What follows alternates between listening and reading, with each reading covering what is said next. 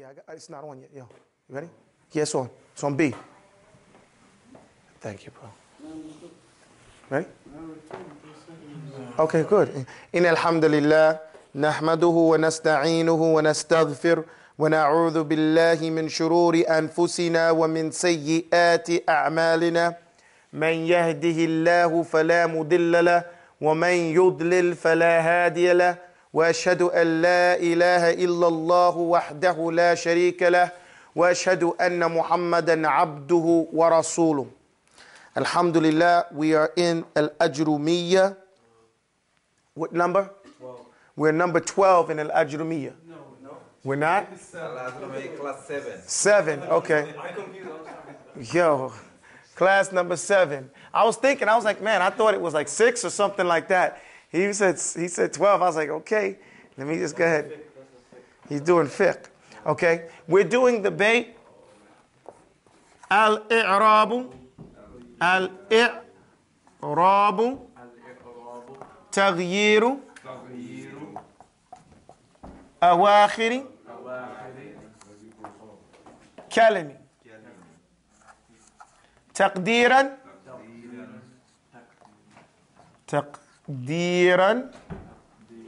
أو لفظا فذا الحد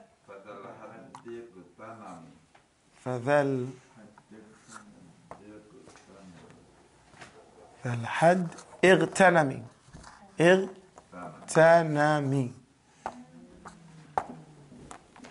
We're in a chapter called Al-I'rab. Would you put it on the computer, please, for me, so I can see something? You put that on there before, right? I put it on there. Yeah, put it on the handout. Yeah, you got it? You got the book? Yeah, let me get it. Alhamdulillah. Al-I'rabu taghyiru is Bab al-I'rab. Now, Al-I'rab, this goes back to what we learned earlier. Jazakallah khair, barakallah fikum. We learned earlier that the word Araba means what? What does Araba mean? To make something crystal clear. Make something crystal clear, especially what? Sentiment or an emotion, right. So, the Bab of Al-I'rab is on the same scale as you have like Islam. Okay? Put a Hamza on the front part, and it comes I'rab, like you have Islam. Right? The same Araba, Salama. Okay? So there's a concept. This deals with concepts. Okay? So the concept of I'rab here is a concept of making something crystal clear. Here what we mean, this is the whole basis of the grammar of Arabic. The grammar of Arabic is made clear by this chapter right here. This is a very fundamental, basic chapter.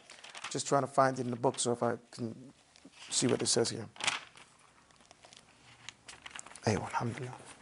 So, in the chapter of I'rab, it's the changes. The Bayt tells us, it says, Al-I'rab, the concept, I'rab, what is it? It's the taghyir, it's the changes that take place at the end of the word. Taqdiran, let me get this out the way. Taqdiran, meaning not literally.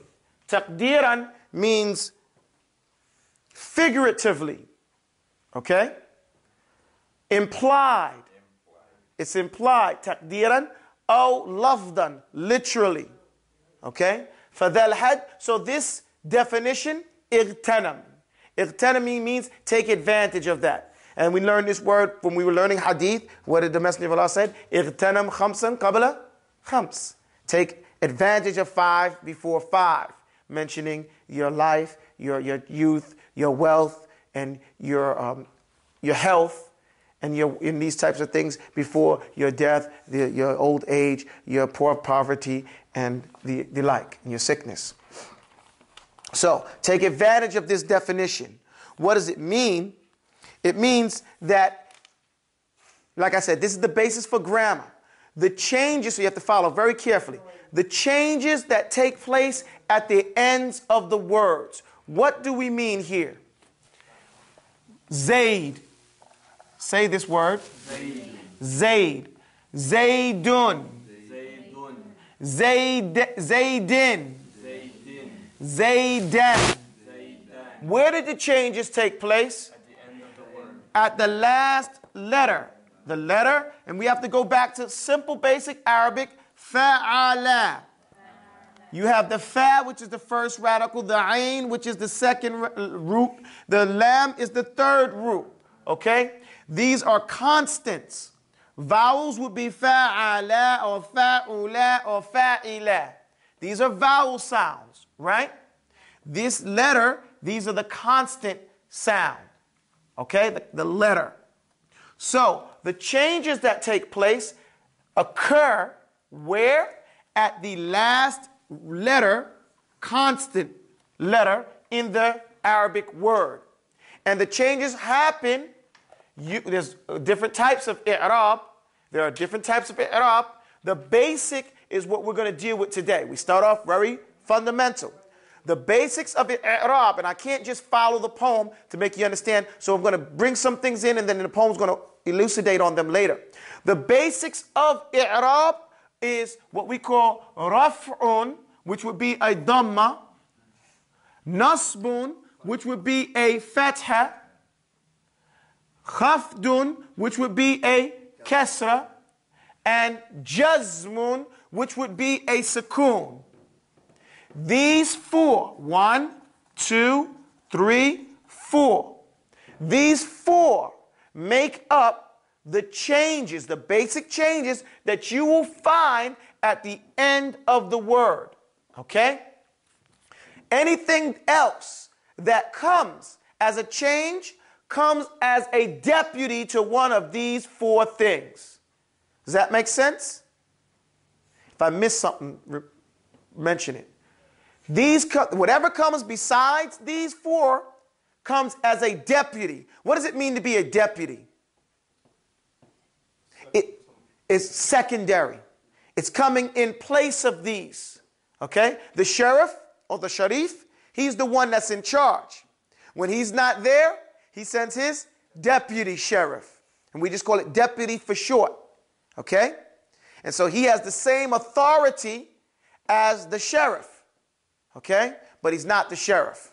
He's stealing from the authority or borrowing the authority of the sheriff. Likewise, these are the signs that you must know for i'rab.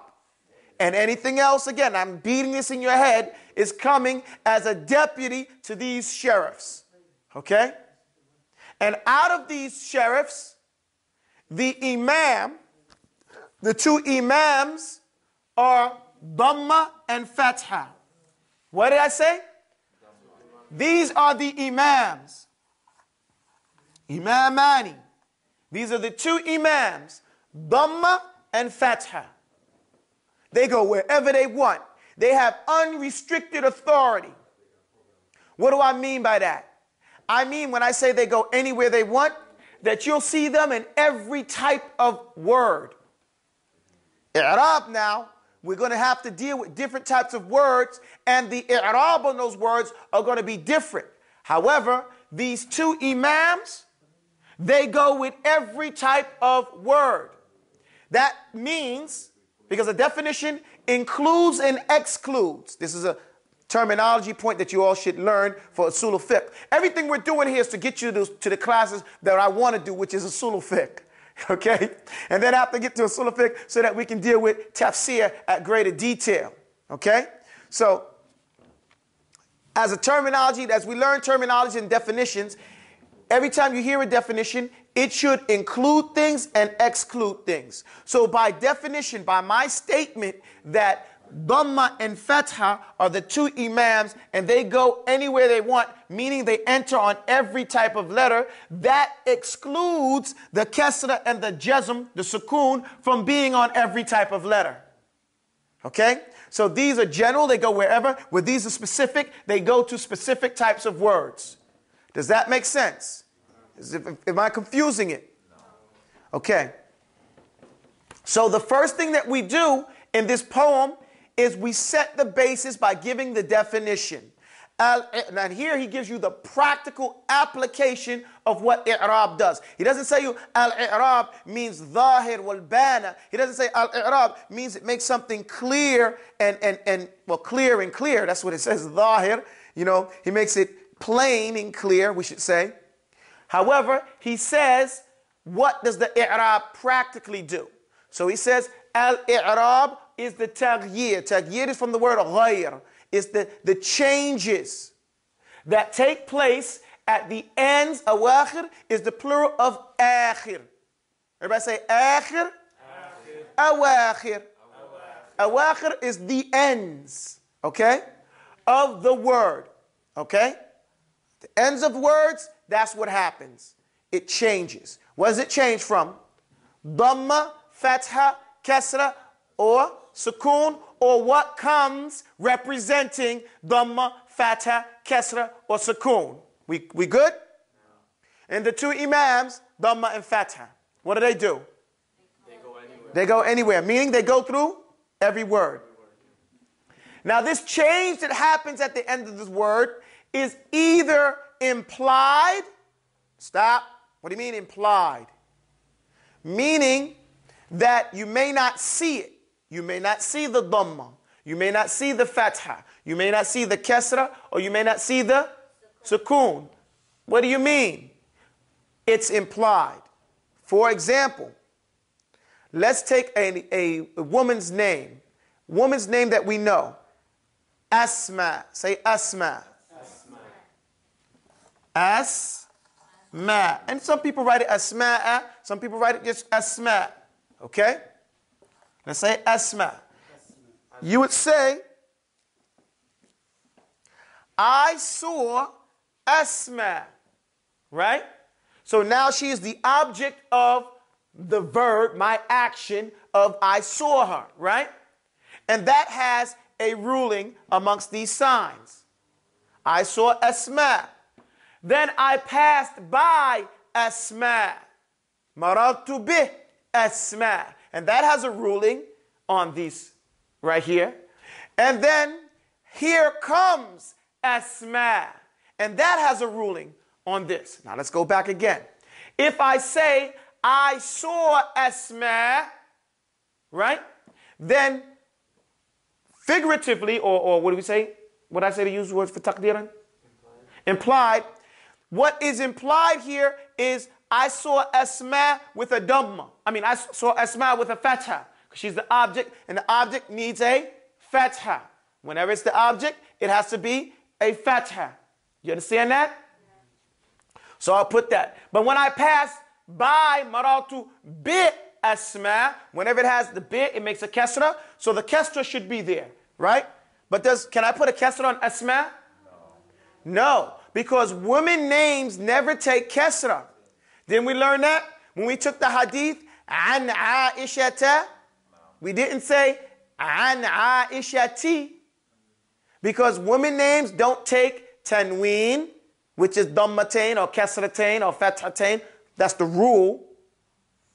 And they don't take kasra. So it's implied. It's not literal. You understand? As opposed, it said taqdiran or lafdan. Lafdan is what? What is it? Literal. Literal. So let's take another one. Zaydun. Say Zayd. Now let's try the same thing. I saw Zaydan. Okay? I passed by Zaydin. Here comes Zaydun. Do you understand that? Can I do that with Asma? No. But does the ruling still apply for Asma? Yes. You understand? The ruling applies, but it's taqdiran. It's implied because we cannot put it on her name. Because her name has special rules. You understand how that goes, guys? So that's, yes? How would you identify it? That is what the game is from now on. How to identify what the ruling is on the words. The way you identify it is through the other words around it, the placement, and the laws that I'm going to teach you right now. After we get through identification. First, before we can get into the laws, we have to start having these prerequisites of tools. You already know what a word is. You already know how to identify the three types of words. Then as we start going through this, I'm going to tell you what this word means when it's in this position and how it affects the other ones. Okay? And as it affects that, then you know what the ruling is and how it changes through those effects, because you start to learn these 4 things right here. Everything has its place. Right now, we have to just learn what i'rab is so that we can start applying it next. This might be a silly question. Raise your voice. This might be a silly question. No, never say that. The Don't say that, though. Okay. The kasra, the 4 rules over there, the 4 symbols. The 4 sheriffs, deputies. The 4 sheriffs, No, I'm sorry, they're deputies. deputies. Do they represent past, present, future? No, they don't represent past. These 4 deputies here, they do not represent past, present, future, anything. No. Okay. Because you said if you come, No. if you said, No, they don't represent. These are signs of i'rab. These are signs of i'rab. And i'rab is the grammatical changes that happen. And they happen well, let me go through the poem and I'll explain it to you. Could you erase this word so far? First thing first. I said all of that. Now let's just do the poem again. Let's stop before you start. Now let's just go through the poem. Don't forget everything. But in context of what I just said, let's start again now. I'rab are the changes that happen at the ends of the words. These changes are either implied or literal changes, physical changes that you can see. So this definition, take advantage of it by memorizing it, okay? To erase it. Now we'll go further. The next, I wasn't even on the right page.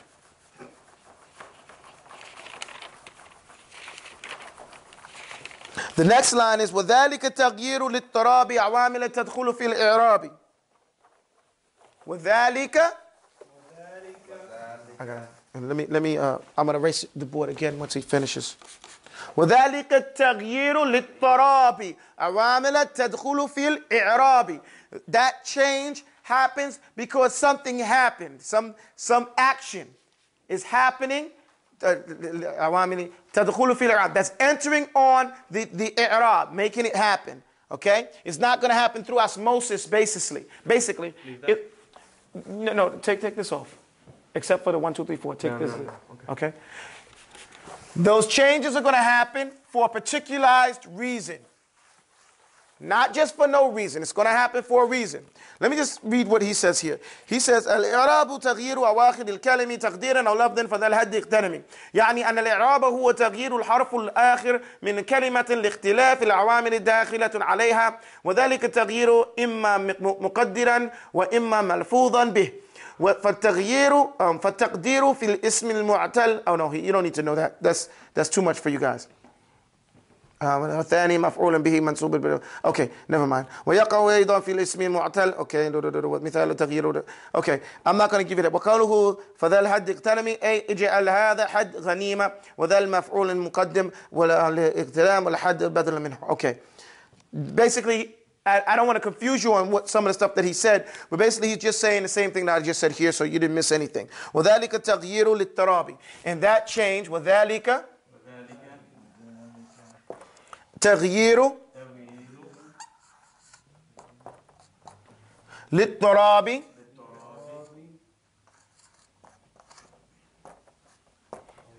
عوامل تدخل في الإعراب. في الإعراب. Even though the text says lil i'rabi, when I studied this text with Sheikh Muhammad Salim Ad-Dud, he made me take a line when I was doing it. I remember because I was confused about what he wanted me to do, and I wiped out the whole word. And he had actually just wanted me to take out the lam and put fi for fil i'rabi. Okay? And I remember that I was upset that I didn't understand him enough to just take the lam out. I took the whole word out and put fil i'rabi. Then I realized that was the same thing that was in the text. So it's fil i'rabi, not lil i'rabi. Okay? Fil i'rabi. That's the sentence that I have with this text. And that change, these changes basically, lit tarabi, happen for a reason. Okay? It's al-awamil, and some actions that enter in the i'rab. Okay, let's see what he says here. He says, A, ويكون تغيير الاضطراب أي اختلاف العوامل داخلة فمنها ما يدعوه للرفع وما يدعوه للنصب وما يدعوه للجر. And that's basically all he says. He says here, based in his translation, not translation, but explanation, basically, he doesn't explain the line like I just did. He just said these things happen for a particular reason. And sometimes that reason is going to call to a dhamma. Sometimes that reason is going to call for a fatha. Sometimes that reason is going to call for a kasra. And sometimes that reason is going to call for a sukoon. And then we'll keep it simple like that too. Is that understandable? No. Okay. Can I go further? No. Okay. Erase the board. We're just going a little bit slow so that everybody can fully understand this. Because after this, you're expected to start using this skill. Okay? When we get to the next chapter, this is the last easy chapter that you, well, I shouldn't say the last easy chapter. This is the last day and when you finish this chapter, you're starting to make i'rab. You'll start to make i'rab. And i'rab becomes very, very important. Whenever you're sitting with a scholar, after he expects that you know, that's bad, you know, the net. After you've studied Nahw wa Sarf, whenever you sit with a scholar, he's going to beat you up over the i'rab. I was sitting with Imam Isa a few weeks ago. We were doing Al-Akhdari, and I was reading. I think I made a mistake, and he jumped over me and started doing the i'rab of the whole sentence to correct the reading. Because that's always going to make sure for you what's supposed to be said and what's supposed to be intended, right? That's just the way it is. The i'rab tells the whole story of what is actually going on. And so you have to keep in the practice of it or you'll get rusty, you know, and then you'll make mistakes. And you'll get beat up. Okay, now we know what i'rab is. We know how it goes. We're going to break it down. It says, أَقْسَامُهُ أَرْبَعَةٌ تُؤَمُّ. Say, أَقْسَامُهُ. What does that mean? It's parts. أَقْسَامُهُ. So i'rab is broken down into parts. I already explained it to you generally. أَقْسَامُهُ أَرْبَعَةٌ. Arba'atun. What does that mean? To ammu, the two imams, when you say to ammu, the mother of the two or the two imams, the ones you put in front, right? Or the mother of them all, meaning they're going to be everywhere, right? Raf'un, say raf'un, wa nasbun. Let me stop here for a second. Understand this. Understand this. Understand this. Dhamma from now on is going to be called raf'un. What are we going to call it? Raf'un. Raf'un. Raf'un. Raf'un. From now on, we're going to call dhamma or what comes in place of dhamma raf'un. Now you might hear me call it marfu'un. But marfu'un, anything that sounds like raf'un, marfu'un, you know, that means raf'un. Okay? You guys got me? Yeah. From now on, fatha is going to be called nasbun. What do we call it? Nasbun. Sad is pronounced by taking your tongue, putting it flat in your mouth. It doesn't come off the lips. So you make a smile with your teeth and say, us. Keep it flat. Us. Nasbun. You see that?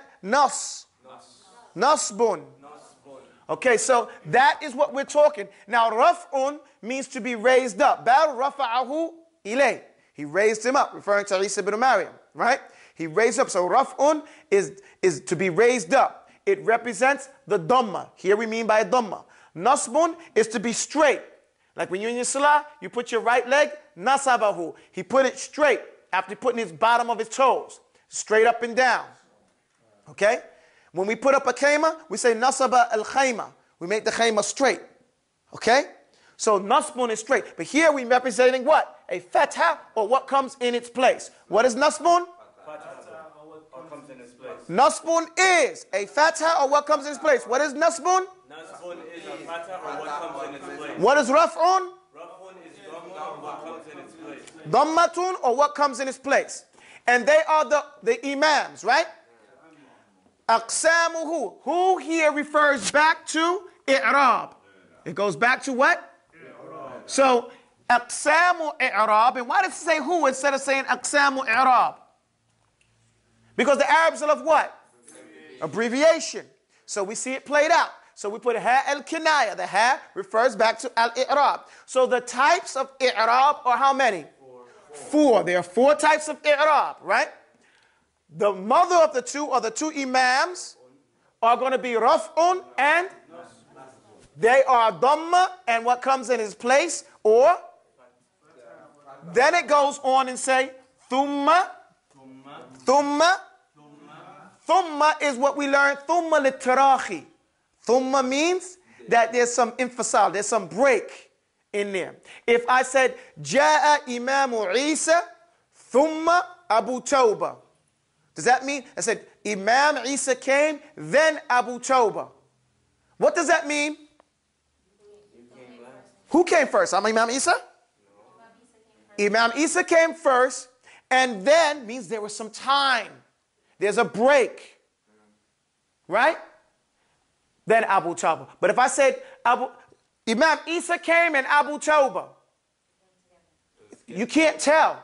They might have come together. They might have came afterwards. The and is more general. Doesn't specify. So the entrance of the thumma, more letters, more what? More letters, more? More letters, more? So thumma defines for us that there's a break. The mother of these two is raf'un wa nasbun. Thumma. What do we say? Thumma khaftun jazmun. Thumma khaftun jazmun. And we have here khaftun. This is called, from now on, the kasra is going to be called what? Khaftun. And this is the sukoon is going to be called jazmun. Okay, now I have historical point for you. Sidebar. I know one of the guys was writing and said he don't like my sidebars. Hey, I don't like you saying you don't like my sidebars. All right? Historical point. Okay? Kasra is called khaft by the people in Kufa. It's called jar by the people in Basra. Who cares? What are you talking about? Khaft. All of our grammar comes from Iraq. Another reason why they want to bomb Iraq, because the Arabic language is very rich. Our Arabic tradition with grammar comes out of Iraq. All of it. Sah? All of it comes from Iraq. That is one of the important things of Iraq. And it comes from two cities, Basra and Kufa. Okay? The scholars of Arabic were the greatest and are the greatest in those two places. Okay? So much so that we break the whole language down into the opinions of the Basriyin and the opinions of the Kufiyin. Okay? Just like we have the four imams, Imam Abu Hanifa to Imam Abu Hanbali. So we have Basra and Kufa. They use different terminologies sometimes. The people in Basra use the term jar, which means to drag. So sometimes you'll see kasra, or what comes in place of a kasra, being called jar or majroor, means to drag. Okay? Yajurruhu ilay. Musa grabbed Harun by his beard. Yajurruhu ilay. Pulling him to him. Dragging him to him. We see that. Do not be confused by that. And kasra will be called khafdi by the people in Kufa. Whenever you hear this, what you learn, number one, is from whence your teacher has learned. You learn that your teacher studied with some people who follow the Kufi school, or he follows the Basri school. So you have a little bit extra information about that. How do you remember the two? The way I did it, I remembered that Kufa sounds like khafdi. So it's easy to put the two of those together. Kufi, khafdi. And they are together. And the other one is for Basra. Okay? So jar is for Basra. You understand? So you can't forget it, insha'Allah ta'ala. So if I say khafdi, where did I study? Kufi. Right, with Kufic scholars. If I say Basra. If I say jar, then that scholar learned from the Basri'een. Sah wala? Okay. So that's just an historical point, sidebar, to understand. Now, the jazmun is going to be the sukoon, or what comes in its place. Note, we follow the same order. Okay? Follow the same order. So, أقسامه أربعة تؤم رفع ونصب ثم خفض جزم. Can we go further or should we stop here? We can go further? You think it's enough for them or should I do one more? The bab is ended real soon. 2 lines. Do it? Okay. Take off the board. I keep asking Imam Isa because he's a teacher too and he knows if it's going to be too much for people to take. Sometimes if you give too much, it's bad. And the students can't follow. You know, it's too much to take in. I want to get through this. I don't want to slow down. I want to get through this, but I don't want to give you too much that you can't handle, that you forget. That's why in the beginning I explained what the poem is explaining now. Just to see what they say here. They said, أقسامه أربعة تؤم. A, al-qasd, the objective, is raf'un. Oh, and they give examples. كجاء زيد, like Zayd came. Nasbun, like رأيت زيدا, I saw Zayd. And ثم خفض جزم, and they give 2 examples. مررت بزيد, I passed by Zaydin. And لم يقم, no one stood. فالأولان دون ريب وقع. Okay, I'll do this right here. The next line, it goes فالأولان دون ريب وقع. Listen to the line. It says فالأولان. فالأولان. Let me see how I spell this. فالأولان دون ريب وقع. Okay, now we're going to get into the reason why these two, what it says, so the first 2, فالأولان, this means so the first 2, okay? The alif here means 2, the noon means it's in the active, they are the actor. So the first 2, what does the first 2 mean? It means raf'un and nasbun.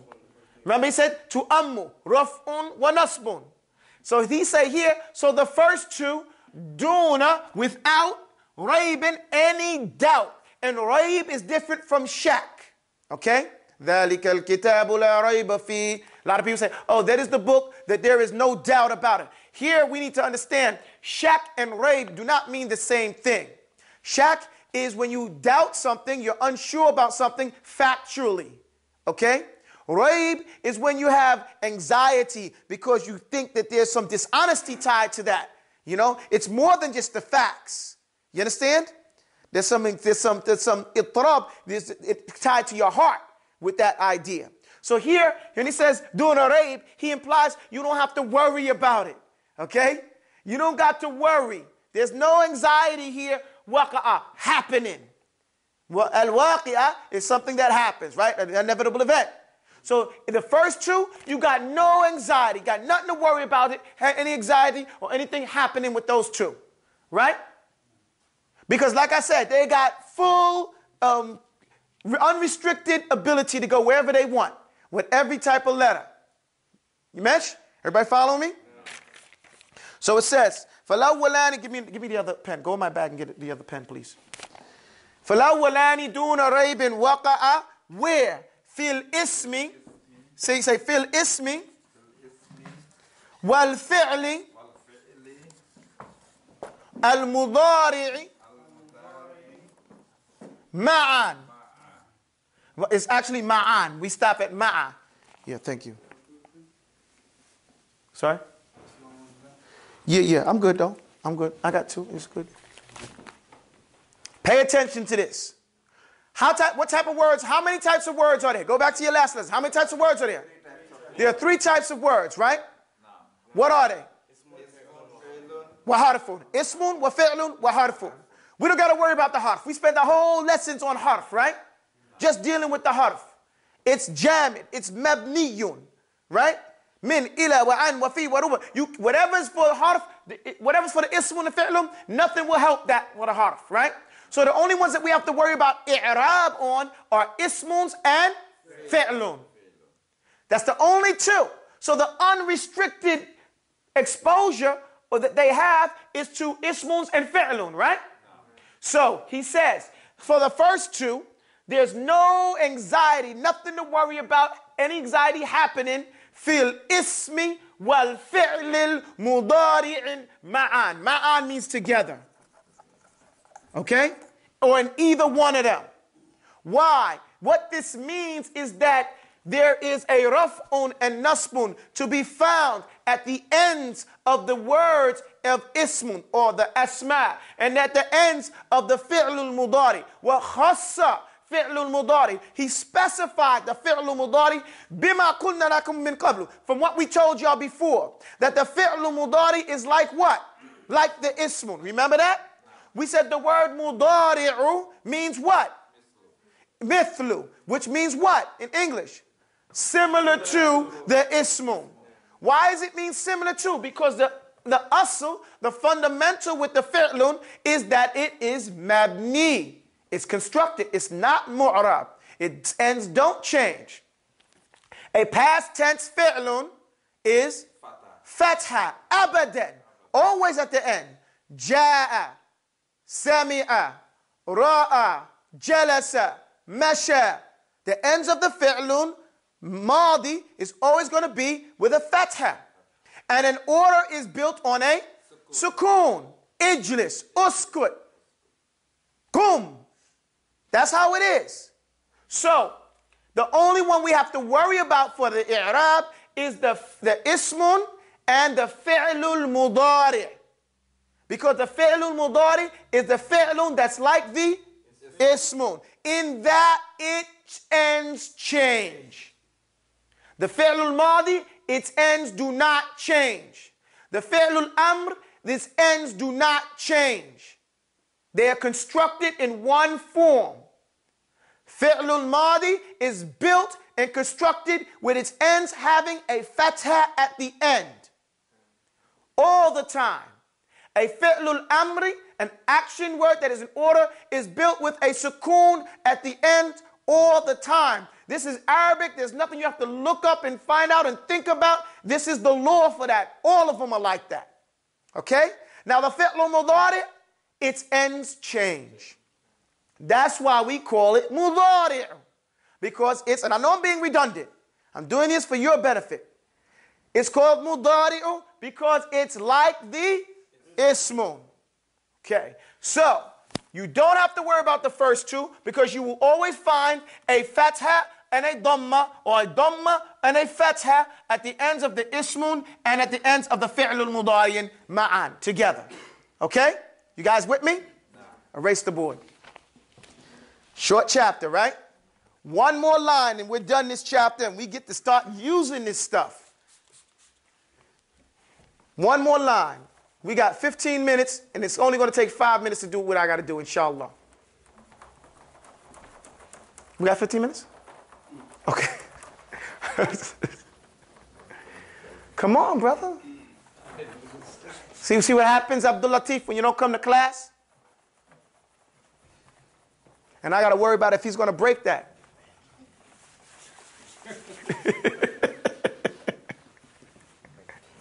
The destroyer.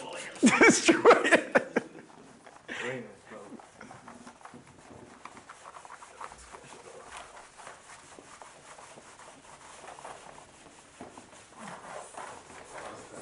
Hey, you know, I was thinking, I said bagels. I should have said pizza too.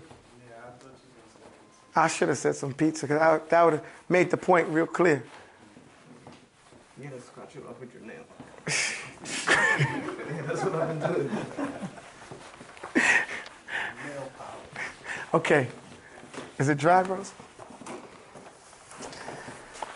Okay, now, I stated, walhamdulillah, jazakumullah khair, barakallah fikum, jazakallah khair. Thanks for helping him out. Listen, I stated that these two were general, okay? These two are general. They go to the fi'lun, the ismun, and the fi'lun mudari. And I said these two are specific, right? These two are specific. So pay attention. Just pay attention. It says fal ismu, qad khussisa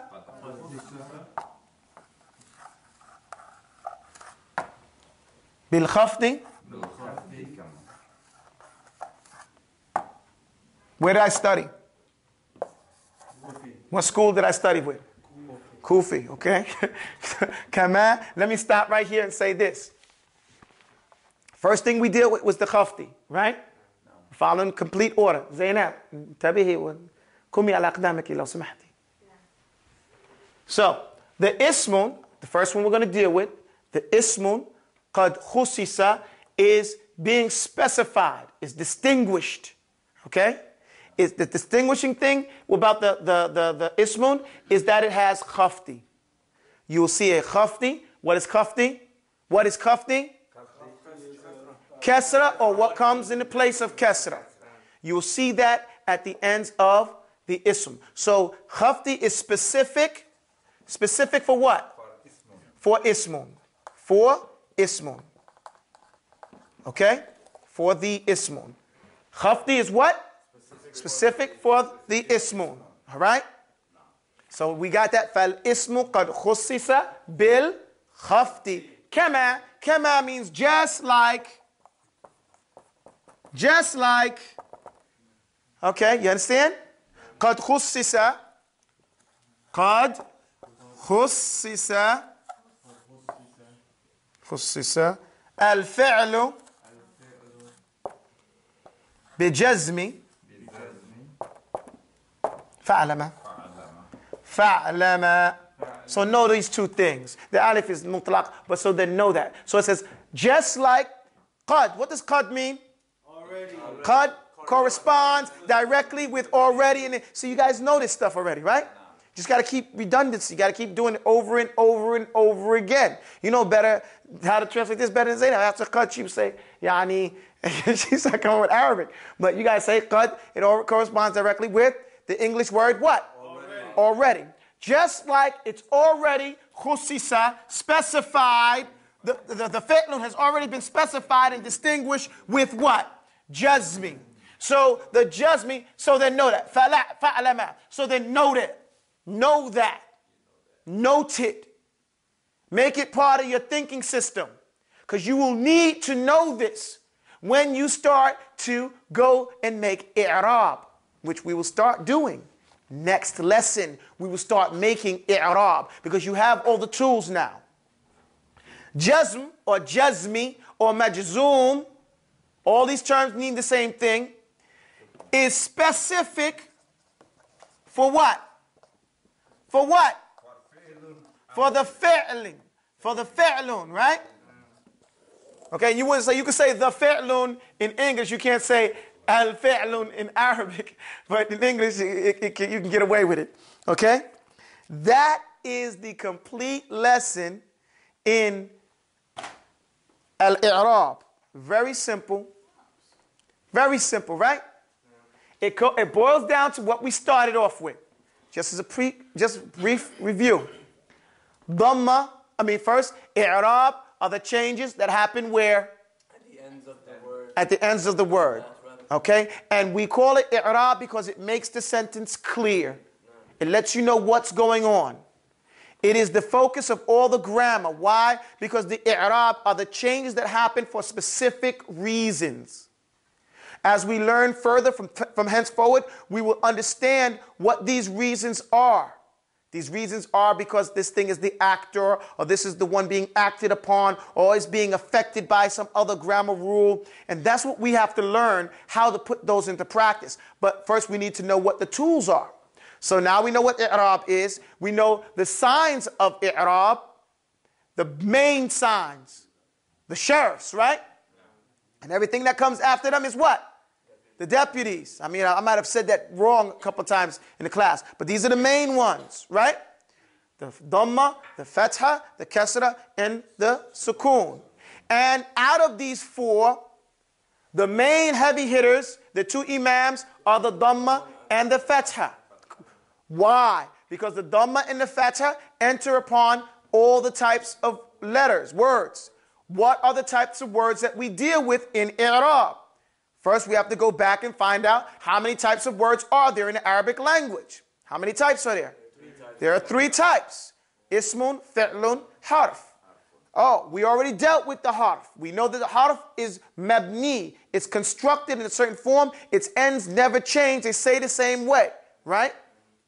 So we only have to deal with the ismun and the fi'lun.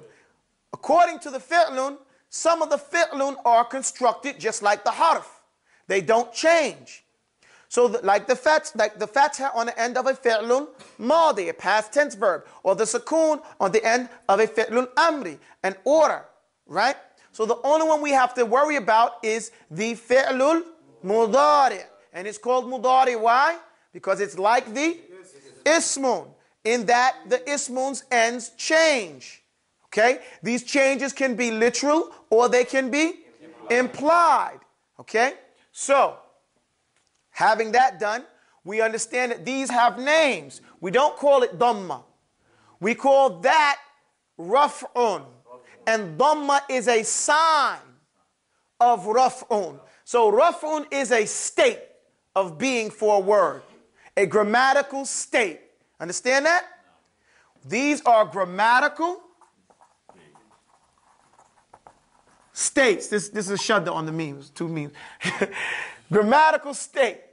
It's called raf'un, nasbun, khaftun, or jazmun, according to my terminology. Okay? These are states. The main signs are the ones we have here. So you will hear me say, Ja'a Zaydun. Ja'a is a fi'lul madi. Fi'lul madi is what? Mabniyun, constructed on a what? What is a fi'lul madi constructed on? A fatha. So we said Ja'a. Let me put it here then. Watch, guys. Ja'a. So now we have a fatha at the end, and you know this is a fi'lul madi because the fi'lul madi is mabniyun, constructed on a fatha, like you already know. Then I said Ja'a Zaydun. Don't worry about my sloppy writing. I'm doing it because I'm in a rush. Zaydun. Zayd has a dhamma. So he is raf'un. Okay? And the sign of him being raf'un is that dhammatun, dhahiratun, clearly and openly at the end of the words. Just like if I said, oh, my knees. Oof. Ja'at. Getting too old, huh? Ja'at asma. Ja'at asma. What do I know? Let's break this word down. Ja'a is a fi'lun what? Madi, mabni on a fatha. The ta is what? What's that ta called? It's called the ta of ta'neeth as-sakina. Right? You learned that, right? And it is a sign that what? It's fine that this ja'a is feminine. So whoever did the action of ja'a, which means to come, is a female. Ala, don't we see?